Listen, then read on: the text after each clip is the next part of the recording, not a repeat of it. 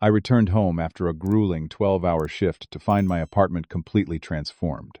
My carefully selected $15,000 designer furniture collection had vanished, replaced with stained, moldy pieces that reeked of mildew. A handwritten note from my mother sat on a wobbling coffee table. "Your sister needed these more than you. You're a single man with too much luxury. I've given you more appropriate things. Love you." My perfect sanctuary, built from years of hard work and saving, had been violated by the one person I thought I could trust. Standing there in my living room, I couldn't breathe. Not just from the smell, but from the betrayal. I never had nice things growing up. My name is Jeffrey, and I'm 32 years old now, working as an architectural designer for a mid-sized firm in Portland. But as a kid, everything we owned came from thrift stores or garage sales, sometimes even from the curb on trash day. My mother, Diane, always told me to be grateful for what we had, even when what we had was someone else's cast-offs.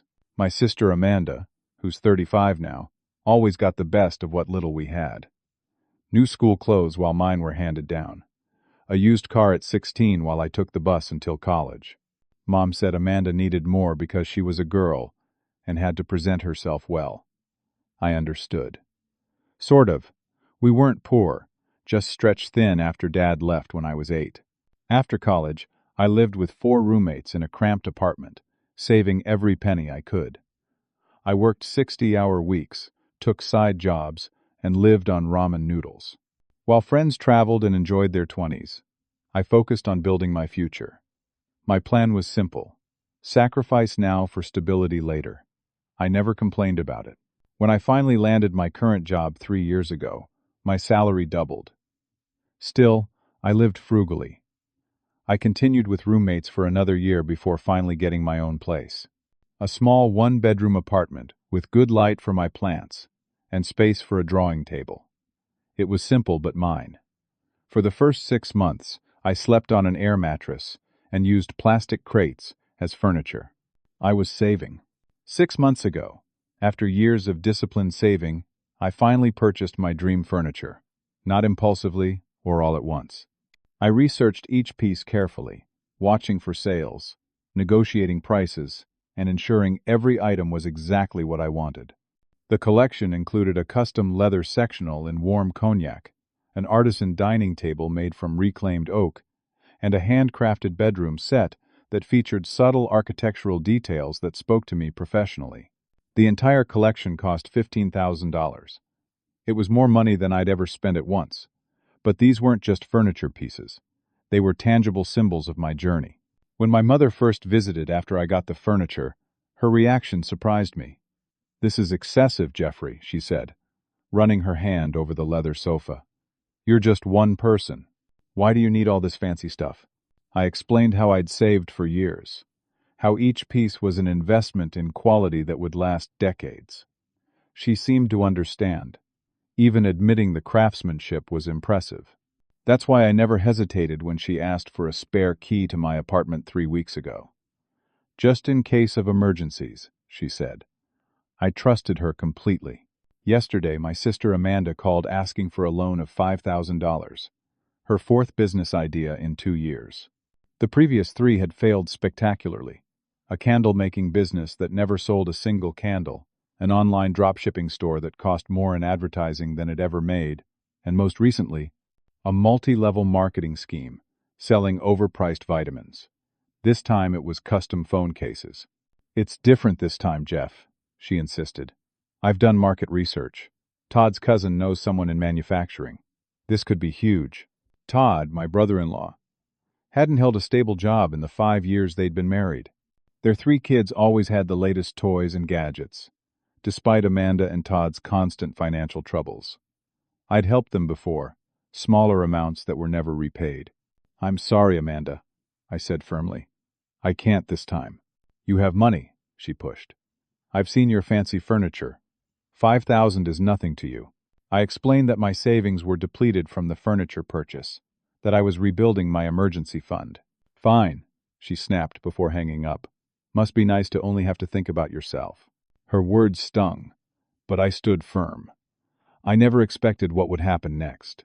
The day after refusing Amanda's loan request, I pulled a 12-hour day at work, finishing designs for an important client presentation.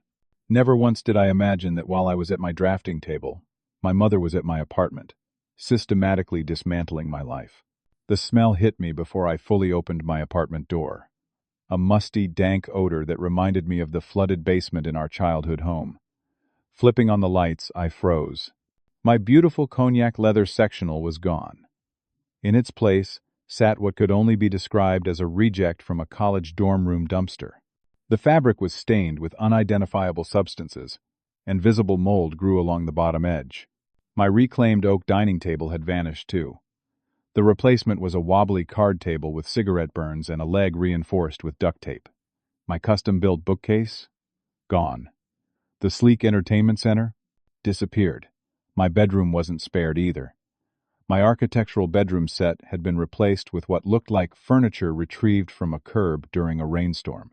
I noticed the note immediately, my mother's distinctive handwriting on a folded piece of paper. Your sister needed these more than you. You're a single man with too much luxury. I've given you more appropriate things. Love you. My hands shook as I pulled out my phone and called her. She answered on the third ring. Mom, what have you done? My voice was barely controlled. Jeffrey, I was going to call you tomorrow about that. She sounded so casual, as if she'd borrowed a cup of sugar. Amanda and Todd really needed a change at their place. Those 3 kids are growing so fast, and they entertain for Todd's work. You know appearances matter. You took my furniture without asking me? I was nearly shouting now. And replaced it with literal trash? Don't be so dramatic. That furniture is perfectly functional. Your Uncle Jerry was going to take it to the dump after their basement flooded, but I knew you could use it. Mom, there's mold growing on it. It smells terrible. It's a health hazard. Just spray it with some bleach, honey. It'll be fine. She paused. Besides, Amanda has 3 kids and a husband. She needs to present a good image. You're just one person in a tiny apartment. Why do you need such expensive things? Because they're mine. I worked for years to afford them. You had no right to take my property. Jeffrey Allen Walker, you are being selfish right now. Her voice took on that familiar scolding tone that still made my stomach clench. Family helps family. Amanda needed this, and you refused to help her yesterday. Consider this your contribution. This isn't a contribution. It's theft. I was pacing now, avoiding touching the contaminated furniture. Don't be ridiculous. I'm your mother. I was just redistributing things to where they're needed most. Amanda was in tears yesterday after you refused to help with her business. This makes things even. The casual way she dismissed my feelings, my property, my boundaries, struck me to my core. This wasn't a misunderstanding. This was calculated. I want my furniture back. Tonight. I tried to sound firm despite my churning emotions. That's not possible, Jeffrey. They've already set everything up. The kids are so excited about having nice things. You wouldn't take that away from your nieces and nephew, would you? The manipulation was so transparent, yet it still twisted in my chest. I ended the call without responding and grabbed my keys. The 20-minute drive to Amanda's suburban home was a blur of rage and disbelief. I'd trusted my mother, given her a key for emergencies. And this was how she repaid that trust. Pulling up to Amanda's house, I noticed several unfamiliar cars parked outside. The front door stood open, warm light, and the sound of conversation spilling onto the porch. As I approached, I could see through the large front window. My furniture was arranged perfectly in their living room, and Amanda was hosting what appeared to be a dinner party. Through the window, I watched as she gestured proudly to my leather sectional, where several well-dressed couples sat holding wine glasses. Todd stood by my dining table, now covered with a catered spread. I could even see my accent chairs and coffee table, arranged as if they'd always been there. I stepped into their house without knocking. The conversation faltered as heads turned toward me. Amanda's eyes widened, then narrowed. Jeffrey! What an unexpected surprise, she said, her voice artificially bright. Everyone, this is my brother. I stood speechless for a moment, taking in the scene. My furniture, my hard-earned possessions, and my sister was showing them off to her guests as if she'd purchased them herself. Nice of you to stop by, Todd said, approaching with a forced smile. We're hosting some colleagues from my office tonight. Great timing. I looked directly at my sister. We need to talk. Now. We're in the middle of a dinner party, Jeffrey, she hissed, grabbing my arm and pulling me toward the kitchen. What are you doing here? What am I doing here? What are you doing with my furniture? I demanded, loud enough that a few guests glanced our way. Keep your voice down, Amanda whispered fiercely. Mom said you were fine with it. Fine with it? I never agreed to give you my furniture. She stole it while I was at work. Amanda's face changed, the fake smile dropping away. Look, Mom said you had agreed but might try to change your mind. She said to just ignore you if you came by acting like this. That's when it hit me. This wasn't a misunderstanding or impulsive decision. This was planned. My own mother and sister had conspired to steal from me. Fine with it? I never agreed to give you my furniture. She stole it while I was at work. Amanda crossed her arms defensively. That's not happening. We have guests. Besides, Mom said you were just being selfish.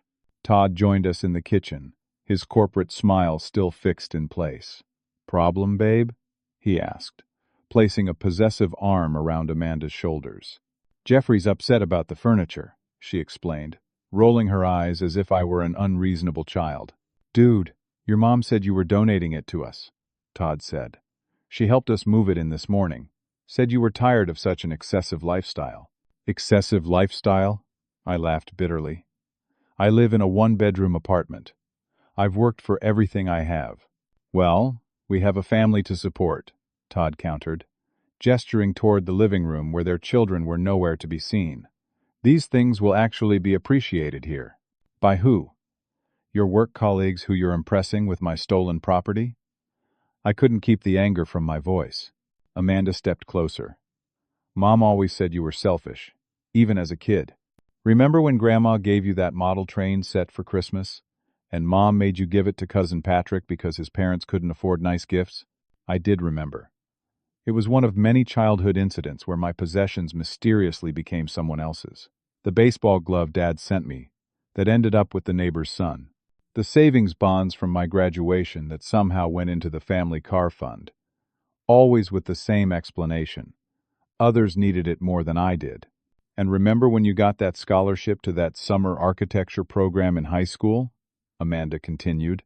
Mom said you gave it up because you didn't really want to go, but I always suspected she made you turn it down because she needed help with the house that summer after her surgery. The memory struck like a physical blow. I'd been devastated about missing that opportunity.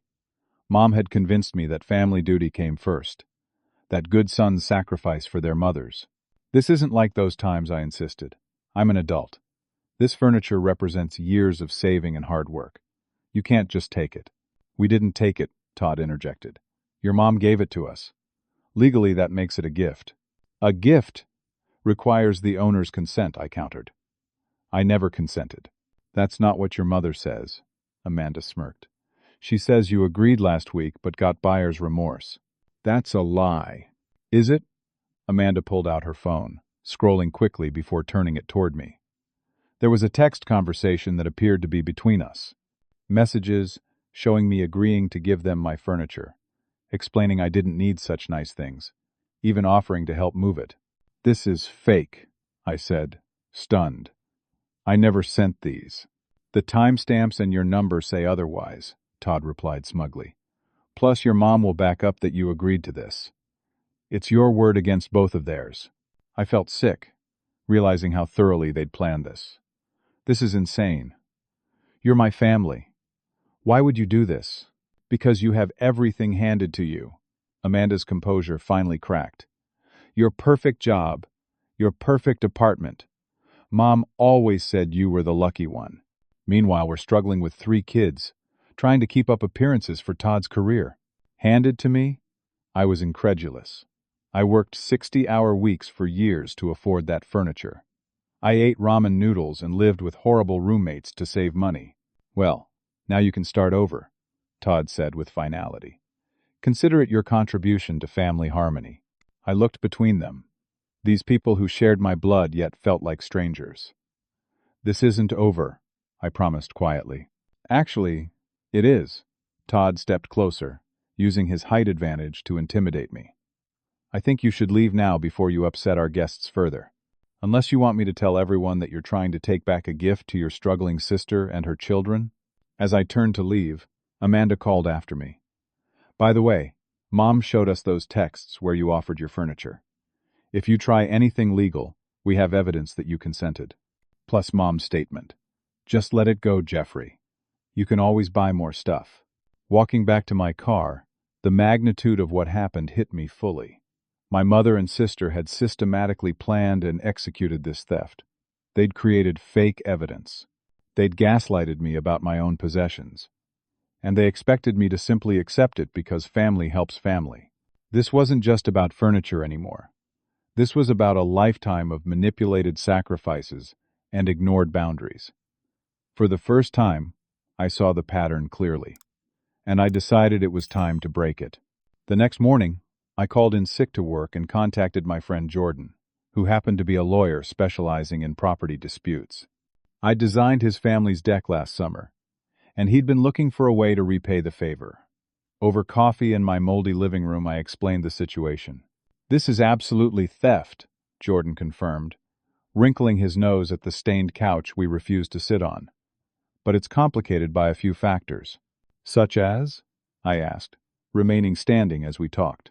You gave your mother a key voluntarily. There was no forced entry. And in family situations, police often consider property disputes a civil matter. He tapped his pen against his notepad. Plus, they've manufactured evidence suggesting you consented. So they just get away with stealing $15,000 worth of my property? I didn't say that, Jordan clarified. It just means we need to be strategic. First, document everything. Take photos of this garbage they left you. Get receipts for your original furniture. Credit card statements showing you purchased it. I nodded, already pulling out my phone to photograph the moldy replacements. Next, we need to establish a pattern of behavior, Jordan continued. Has your mother done anything like this before? Taken your possessions without permission? The question triggered a flood of memories. All my life, I admitted, but never something this valuable. Good. Well, not good, but useful for our case. Jordan made more notes. Let's start with a formal demand letter. Sometimes that's enough to scare people into compliance. If not, we can file in small claims court. While Jordan began drafting the letter, I called my doctor to schedule an appointment.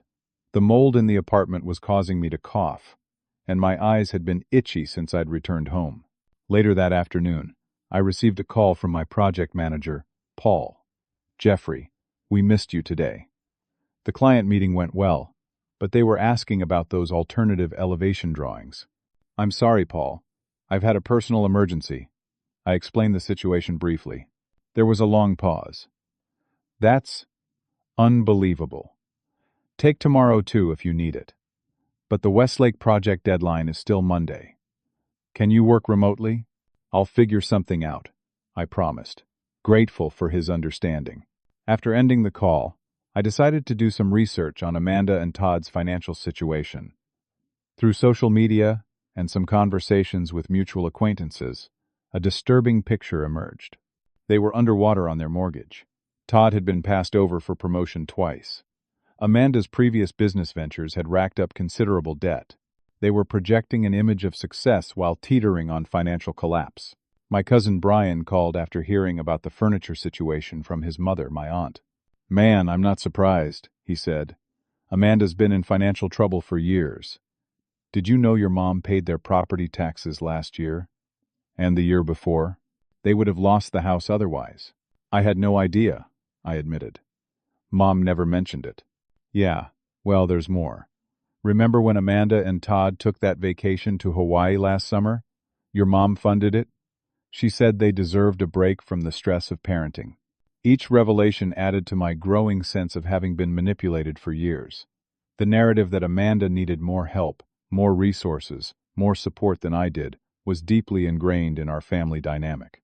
And I had accepted it without question, until now.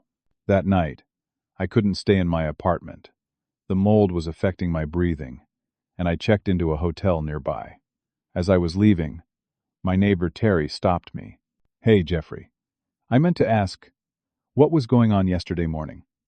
I saw your mom and some guys loading your furniture into a moving truck. I would have called, but I figured you knew about it. Some guys? I asked, suddenly alert. Yeah, two men. Not professionals, though. They weren't being careful with your stuff. I actually saw them drop one of your dining chairs. Didn't look like it broke, but still. I thanked Terry for the information, adding it to my growing case file. Later at the hotel, I received a text from an unknown number. It was a photo of my niece and nephew sitting on my leather sofa, with the caption, "They love their new couch. Thanks, Uncle Jeffrey." It was Todd, twisting the knife, using his children as emotional leverage. I didn't respond. The following day, my doctor confirmed what I suspected. I was having an allergic reaction to mold spores. He wrote a detailed letter documenting my condition and explicitly stated that the furniture in my apartment posed a health hazard and should be removed immediately.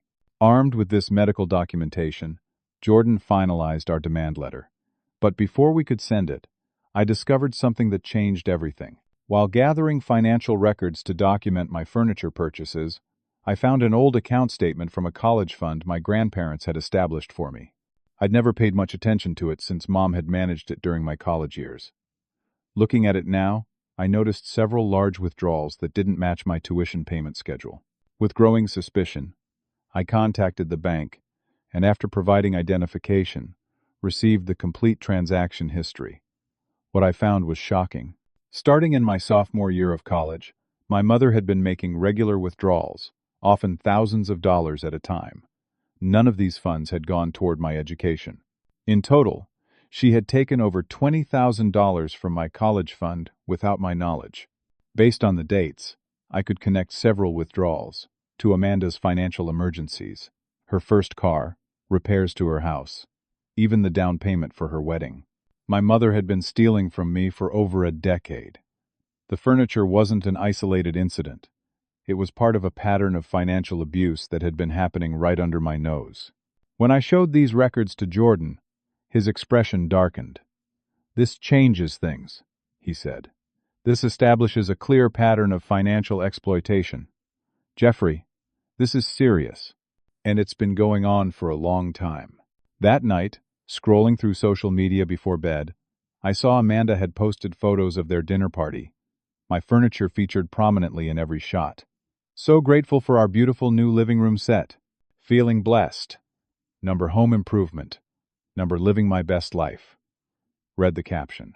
The comments were filled with compliments about their gorgeous new furniture and questions about where they'd purchased such quality pieces. Amanda's replies were vague. "It was a gift," or "sometimes the universe provides." The deception ran deep, and it was all happening in plain sight. I closed the app, a new determination forming. This wasn't just about reclaiming my property anymore. This was about breaking a toxic pattern that had shaped my entire life. For the first time, I was seeing clearly how my mother and sister had manipulated and used me for years, and I decided it was time to fight back. By the 5th day after the theft, my health was deteriorating rapidly. Despite staying at the hotel, I still needed to visit my apartment to gather work materials and clothing. Each brief visit triggered coughing fits and worsening respiratory symptoms. My doctor ordered chest X-rays and prescribed medication for the respiratory inflammation. "This is serious, Jeffrey," he warned. "Prolonged exposure to certain molds can cause permanent damage to your lungs. You cannot continue living in that environment." The medical bills were adding up, along with the hotel costs. I was burning through savings quickly, all because my family had decided my sister deserved my furniture more than I did. I closed the app, a new determination forming. This wasn't just about reclaiming my property anymore. This was about breaking a toxic pattern that had shaped my entire life. For the first time, I was seeing clearly how my mother and sister had manipulated and used me for years, and I decided it was time to fight back. "Jeffrey, your work has always been exceptional," he began, concern evident in his voice. "But these latest designs, they're not up to your usual standards. Is everything all right?" I hadn't told anyone at work the full story, embarrassed by the family drama. But sitting across from Paul, exhausted and stressed. I found myself explaining everything. His reaction surprised me. Rather than the awkward sympathy I expected, Paul was furious on my behalf. "That's outrageous," he said when I finished. "I've met your mother at the company picnic. She seemed so normal. She's good at appearing that way," I admitted. Paul leaned forward. "Listen, I have a vacation property about 30 minutes outside the city. It's nothing fancy, but it's clean and furnished. You're welcome to stay there until this is resolved. No charge." His unexpected kindness nearly broke me. I can't impose like that. It's not an imposition. It's what decent people do for each other. He slid a key across the desk. "Consider it an investment in getting my best designer back to full capacity." That evening, as I was packing to move to Paul's cabin, my cousin Brian called again. "Jeff, there's something you should know. I was talking to Aunt Linda yesterday, and she mentioned something strange." "What's that?" I asked, distracted by sorting through my least contaminated clothing. "She said your mom was bragging about how she helped Amanda furnish her house with your donation. That you had finally made good on all the advantages you'd had growing up." I stopped packing. "Advantages? What advantages?" That evening, as I was packing to move to Paul's cabin, my cousin Brian called again. "Jeff, there's something you should know. I was talking to Aunt Linda yesterday, and she mentioned something strange. She said your mom was bragging about how she helped Amanda furnish her house with your donation. That you had finally made good on all the advantages you'd had growing up." After ending the call, I sat heavily on the hotel bed.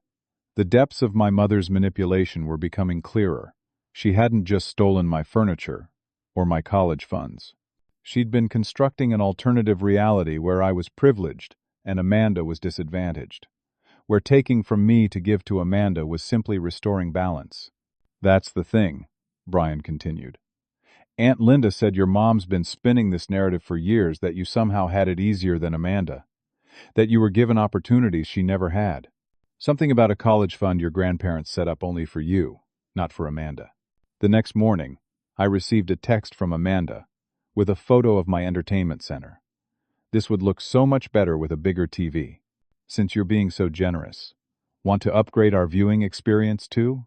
It was so brazen, so entitled, that something in me snapped. This wasn't just theft anymore, it was mockery. They truly believed they would face no consequences for their actions. Arriving at Paul's cabin that afternoon, I found a simple but clean space with basic furnishings. For the first time in days, I could breathe without coughing. As I settled in, Jordan called with an update. "I sent the demand letter yesterday via certified mail," he reported. "They should receive it Monday. Also, I've been doing some digging into your mother's finances." "What did you find?" I asked, unpacking my laptop. "She's not as stable as she presents," Jordan revealed. "There's a second mortgage on her house taken out 3 years ago, and several credit cards near their limits. From what I can piece together, she's been financially supporting Amanda and Todd for years. At my expense," I added bitterly. "Exactly. And get this, I found records of a small claims judgment against her from 2 years ago. Your Uncle James sued her for taking and selling a boat he stored on her property. She claimed he had gifted it to her. Sound familiar?" It did. The pattern was unmistakable. My mother had a history of appropriating others' property and justifying it as her right. I was just her latest victim. That evening, I received a call from a number I didn't recognize. It was my father, whom I hadn't spoken to in almost a year. Our relationship had been distant since the divorce, maintained through occasional phone calls and birthday cards. "Jeffrey," he said when I answered, "your Aunt Linda called me. She told me what Diane did with your furniture. I'm so sorry, son." His sympathy, unexpected and sincere, opened a floodgate. I found myself telling him everything, not just about the furniture, but about the years of my mother redirecting my resources to Amanda, the manipulation, the lies. "This isn't new, Jeffrey," he said quietly when I finished. "It's why I left." "What do you mean?" "Your mother did the same thing to me. Anything I earned or owned somehow ended up with her family. My tools, my car, even my inheritance from my father. She always had a justification. Her brother needed it more. Her sister was struggling. Her parents deserved comfort in their old age. He sighed heavily. When I finally stood up to her, she turned the entire family against me, made me out to be selfish and cruel.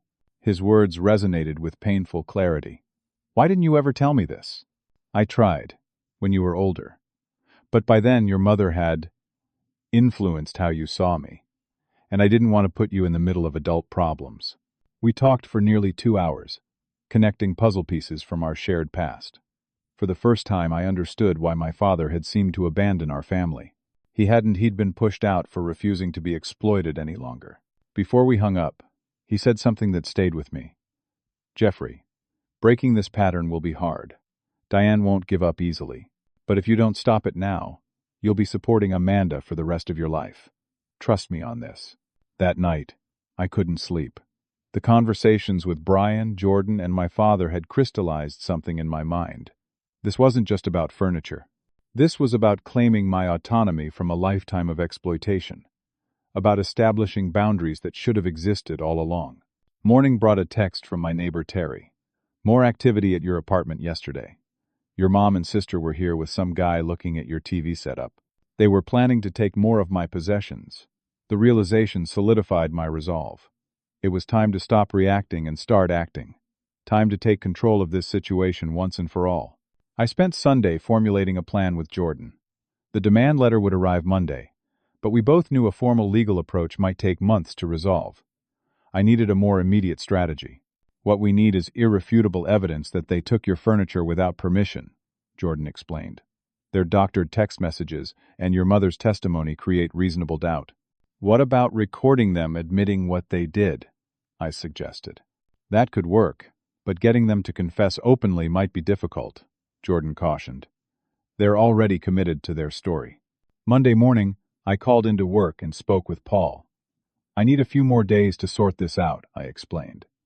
The Westlake project is on track to finish remotely, but I may need coverage for client meetings. Take what you need, Paul assured me. By the way, I mentioned your situation to my friend Mark, who works in security. He might have some ideas about documenting the situation. Mark called me that afternoon. After hearing my story, he offered a suggestion. What you need is video evidence. Small cameras, strategically placed in your apartment. If they come back for more items, you'll have proof of their actions and intentions. Isn't that legally questionable? I asked. Not in your own apartment, Mark explained. In most states, you can record video in your own private residence, without notification. Audio gets trickier, but video alone could be very persuasive evidence. With Mark's guidance, I purchased and installed 3 small cameras in my apartment, focused on the main living areas and my remaining valuables. The setup was discreet but comprehensive. The next phase of my plan required the most difficult performance of my life, pretending to concede. I called my mother Tuesday evening. Mom, I've been thinking about the furniture situation, I began, keeping my voice neutral. Oh, have you calmed down? She asked, cautious, but hopeful. I'm trying to see it from your perspective, I lied. Maybe Amanda does need these things more than I do right now. The relief in her voice was palpable. That's very mature of you, Jeffrey. I knew you'd come around. I was thinking we should all have dinner together, I suggested. To clear the air. Maybe this Friday at my place? I'll order takeout so no one has to cook. That sounds wonderful, my mother agreed eagerly. Amanda and Todd have been concerned about your reaction. This will help everyone move forward. After hanging up, I felt a mixture of disgust and determination. The ease with which she accepted my apparent surrender confirmed that she never expected to face consequences for her actions. That was about to change. The next day, our plan advanced further when Jordan received notification that my mother and Amanda had received our demand letter. As expected, they called immediately. What is the meaning of this legal nonsense? My mother demanded when I answered. After our conversation yesterday, I thought we were past this. The letter was sent before we talked, I explained smoothly. Jordan must not have had time to withdraw it. Don't worry about it. We can discuss everything at dinner on Friday. She seemed appeased but suspicious. Are you sure, Jeffrey? Because this letter makes some very serious accusations. We all say things in anger we don't mean. I replied. I'm trying to understand your perspective. That's why I want us to talk in person. Friday evening arrived. I had prepared my apartment carefully, ensuring the cameras were functioning and positioned optimally. The moldy furniture remained in place, a visible reminder of what had been done. My mother arrived first, wrinkling her nose at the state of my apartment. Jeffrey, you really should clean up this old furniture. A little bleach would do wonders. I've been busy with work, I replied noncommittally. Amanda and Todd arrived 20 minutes later. Todd immediately began examining my sound system and remaining electronics with obvious interest. Nice setup, he commented, running his hand along my speakers. These would pair well with that entertainment center. I pretended not to notice his implication. Let's eat first. I ordered from that Italian place Amanda likes. Over dinner, I played the role of the conciliatory son and brother.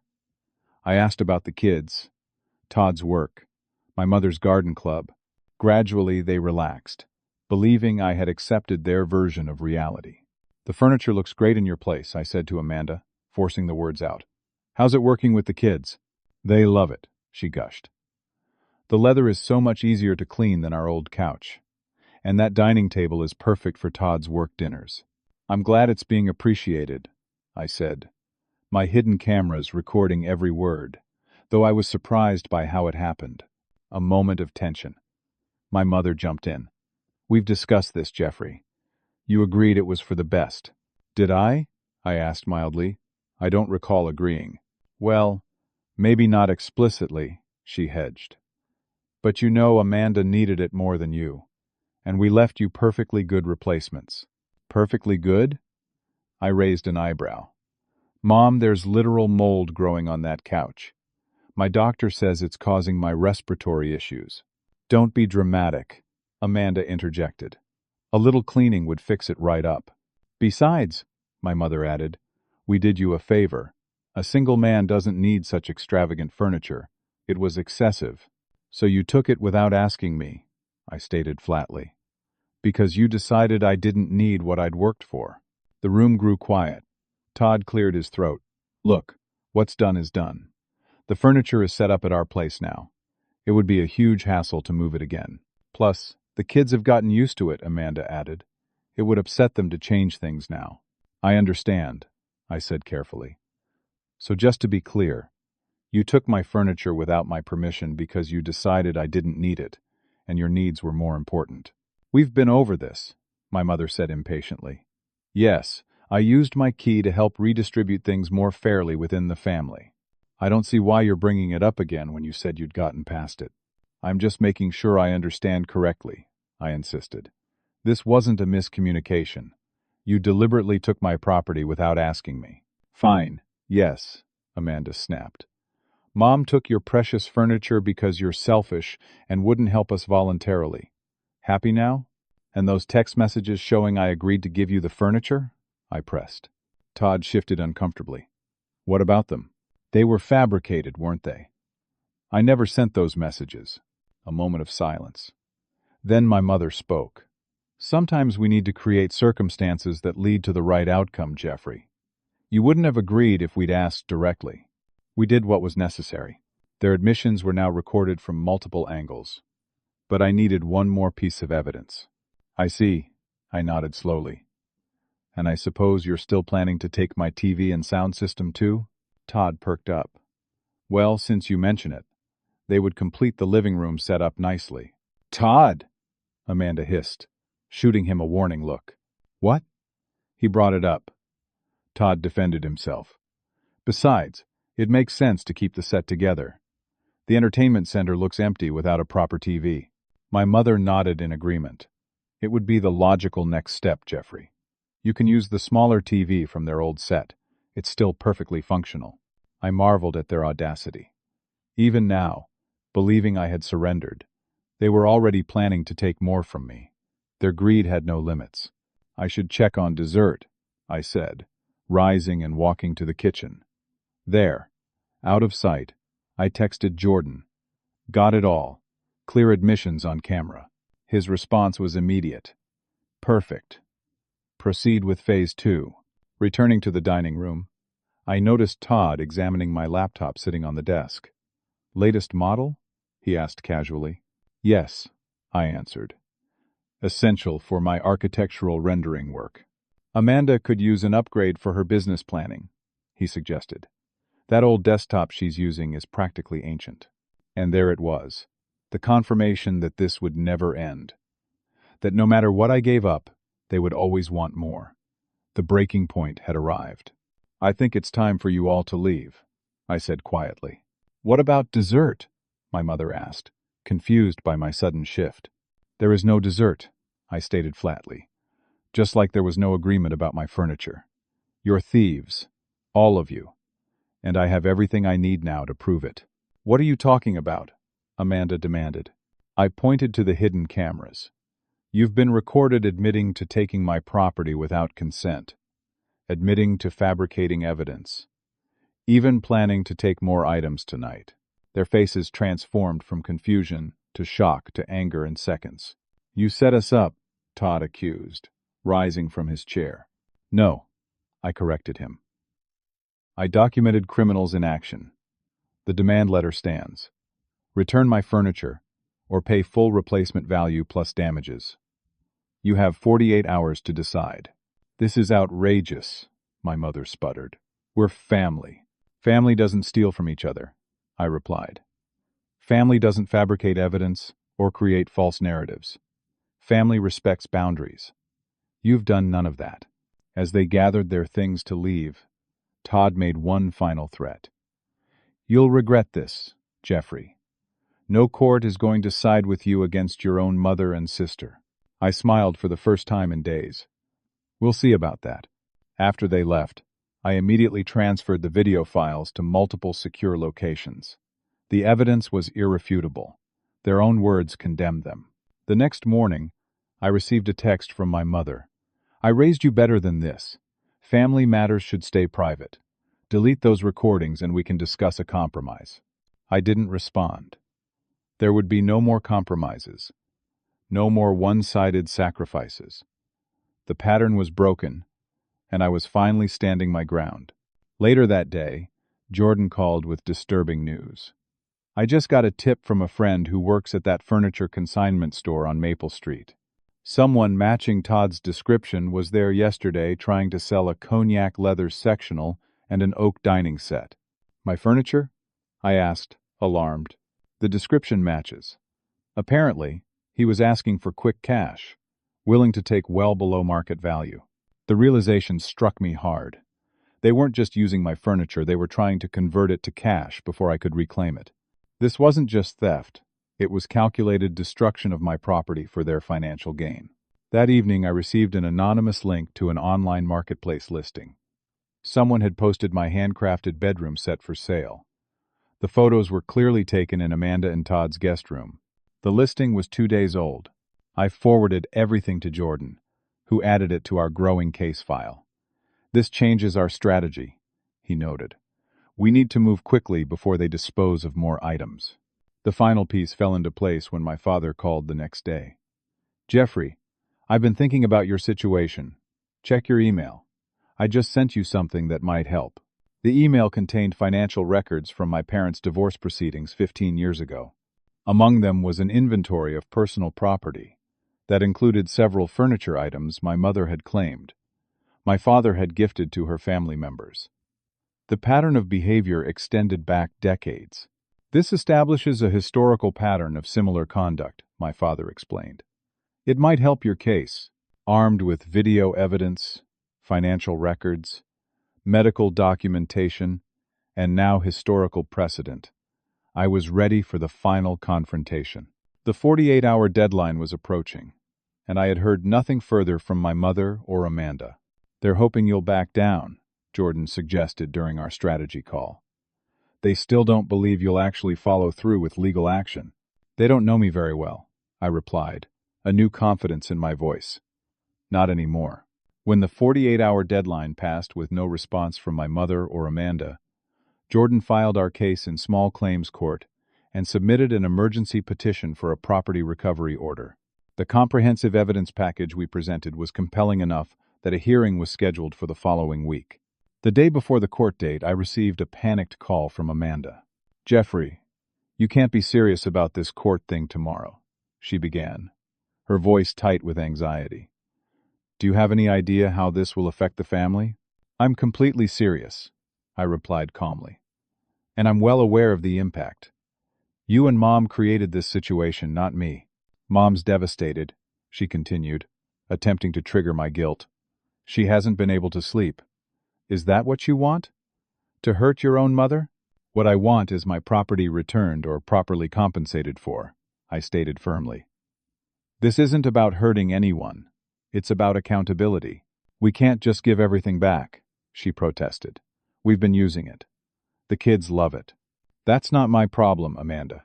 You took my things without permission. There are consequences for that." "Fine," she huffed. "What if we pay you for it? Would that make you happy?" "The full replacement value is $15,000, plus $3,000 for damages, medical bills, and temporary housing costs, while my apartment was uninhabitable due to the moldy furniture you left." A long pause. "We don't have that kind of money right now." "I know," I replied. "But you have my furniture, which is worth exactly that amount. Return it all in its original condition, and we can forget the additional damages." "Some of it may not be in original condition," she admitted hesitantly. "What does that mean?" "I know," I replied. "But you have my furniture, which is worth exactly that amount. Return it all in its original condition, and we can forget the additional damages." Todd sold the dining chairs and one of the bedroom nightstands to cover some bills. Her confession confirmed what Jordan's sources had suggested. They had begun liquidating my property for cash. After some negotiation, Amanda agreed to return the remaining furniture and make payments for the sold items. We formalized the agreement through Jordan, with specific timelines and consequences for non-compliance. "Then you can return what remains and pay market value for the missing pieces," I stated. "Or we can let the judge decide tomorrow. Your choice." The next morning, instead of going to court, I met the moving crew at Amanda and Todd's house to oversee the return of my property. My mother was notably absent. "I hope you're satisfied," she said bitterly. "You've torn this family apart." I looked at her, really looked at her, perhaps for the first time in years. "No, Amanda. The family was torn apart long ago by patterns of manipulation and exploitation. I'm just the first one to say it out loud. Mom was right about you," she muttered. "Always thinking only about yourself." "Is it selfish to expect basic respect for my property and boundaries?" I countered. "Is it selfish to expect honesty from my family? Because if so, then yes, I am selfish, and I'm fine with that." As I turned to leave, she called after me. "What about the payments for the missing pieces? We really can't afford them right now." "The payment plan is more than fair," I replied. $300 monthly until the balance is paid. Jordan has all the details. And if we can't pay, then I'll exercise my legal options," I stated simply, just like anyone else would. The following weekend, I received an unexpected visitor at Paul's cabin, where I was still staying while my apartment was professionally cleaned of mold. It was my mother. She looked smaller somehow, less imposing than the woman who had dominated my life for 32 years. "May I come in?" she asked quietly. I hesitated before stepping aside to allow her entry. We sat across from each other at the small kitchen table, an uncomfortable silence between us. "I received a call from Uncle James yesterday," she finally said, "and from Aunt Linda and Cousin Brian. Apparently you've been telling everyone what happened." "I haven't told anyone anything that isn't true," I replied. She nodded slowly. "The family is upset with me. They're taking your side." "It's not about sides, Mom. It's about right and wrong. I was only trying to help Amanda," she insisted, though her voice lacked its usual conviction. "She and Todd have been struggling. The kids needed stability. And taking my belongings without permission seemed like the right solution to you?" She looked down at her hands. "I've always tried to balance things between you two. You've had so many advantages, Jeffrey. Good jobs, freedom to pursue your interests. Amanda has had more challenges with the kids and Todd's career pressures. That doesn't justify theft," I stated firmly. "And those advantages you mention? I worked for every single one of them. Nothing was handed to me. A long silence followed. Then, unexpectedly, my mother asked, "Did you speak with your father about all this?" "Yes," I admitted. "He had some interesting perspectives on why your marriage ended." She flinched slightly. "I suppose he told you his version of events." "He told me you did the same thing to him that you did to me, taking his possessions to give to your family, redirecting resources without his consent." "It wasn't like that," she protested weakly. "Wasn't it?" I challenged. "Because from where I'm sitting, the pattern is pretty clear." Another long silence. Finally, she spoke again, her voice uncharacteristically uncertain. "The family is gathering for dinner at Uncle James's next Sunday. They've asked me to bring you, to try to work things out." I considered this carefully. "I'll think about it." As she rose to leave, she paused at the door. "For what it's worth, Jeffrey, I'm sorry, not for trying to help Amanda, but for how I went about it. I should have asked you directly. It wasn't a full acknowledgement of wrongdoing, but coming from my mother, it was significant." "Thank you for saying that," I replied honestly. Over the next few weeks, a new normal began to establish itself. My furniture was returned, minus the pieces Todd had sold. The payment plan for those items was formalized, and the first installment arrived on time. I attended the family dinner at Uncle James's, where the conversation was stilted but civil. Several relatives pulled me aside to express their support and share their own stories of my mother's boundary-crossing behavior over the years. It seemed the family had been enabling her patterns for decades out of a misguided sense of keeping the peace. My apartment was professionally remediated to remove all traces of mold. The contaminated furniture my mother had left was properly disposed of, and I moved back in, my remaining furniture pieces restored to their rightful places. The Westlake project was completed on time, and Paul was understanding about the disruption to my work schedule. My health improved once I was no longer exposed to the mold spores. Most surprisingly, my relationship with my father strengthened. We began meeting for dinner twice a month, rebuilding the connection that had been severed years ago. He introduced me to his new wife, Susan, who welcomed me warmly into their home. Amanda and Todd made their payments, as agreed, for 3 months. Then the checks stopped coming. Jordan prepared to take legal action, but I made a different decision. "Let it go," I told him one evening over beers. "They've returned most of my property. The missing pieces aren't worth the emotional cost of continuing this fight." "Are you sure?" he asked, surprised. "We have a solid case for enforcement." "I'm sure," I confirmed. This was never really about the furniture. It was about establishing boundaries. I've done that now. Everyone knows I won't be manipulated or taken advantage of anymore. A year after the furniture incident, I hosted a housewarming party in my apartment. I had finally replaced the missing pieces with new items that suited my taste even better than the originals. Friends from work, including Paul and his wife, mingled with select family members. My father and Susan were there. Even Uncle James and Aunt Linda attended. Notably absent were my mother, Amanda, and Todd. Our relationship remained strained, though not entirely severed. We exchanged terse greetings at major family events, but maintained a respectful distance otherwise. As the evening wound down, my father pulled me aside. "I'm proud of you, son," he said simply. "It took me years to learn what you figured out in months." "What's that?" I asked. "That real love, real family connection, includes respect for boundaries. Without that, it's just manipulation and control." His words resonated deeply. Standing in my restored apartment, surrounded by friends and family who truly respected me, I realized how much I had gained by refusing to be a victim any longer. Yes, some relationships had been damaged, perhaps irreparably, but in their place, healthier connections had formed. The furniture around me represented more than just physical possessions. Each piece symbolized my refusal to be exploited, my insistence on basic respect, and my commitment to maintaining healthy boundaries. The true value wasn't in the leather or wood, it was in what they represented. My stand against a lifetime of manipulation. Some people might think family should always come first, no matter what, that we should sacrifice endlessly for those who share our blood. But I've learned that real family doesn't take without asking. Real family doesn't manipulate or lie. Real family respects each other's boundaries and celebrates each other's successes instead of exploiting them.